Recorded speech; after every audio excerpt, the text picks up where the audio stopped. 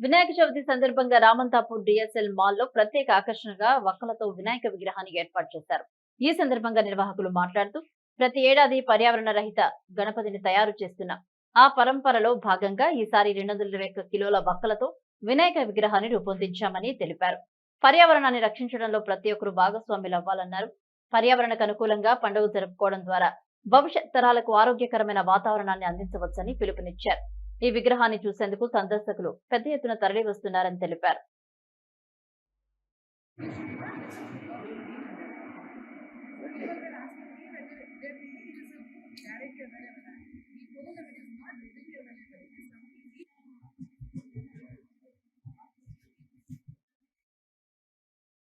అందరికీ వినాయక చవితి శుభాకాంక్షలు.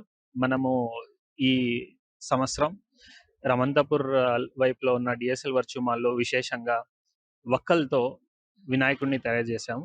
సామాన్యంగా వక్కల్ని మనం వినాయకునికి సమానంగా చూస్తాము. ఈసారి మనం డిఫరెంట్ గా చేద్దామని వక్కలతోనే వినాయకుడిని తయారు చేశాం. ఇందులోకి మనకి ఆల్మోస్ట్ ఒక 221 కిలోస్ వక్కలు యూజ్ చేశాము.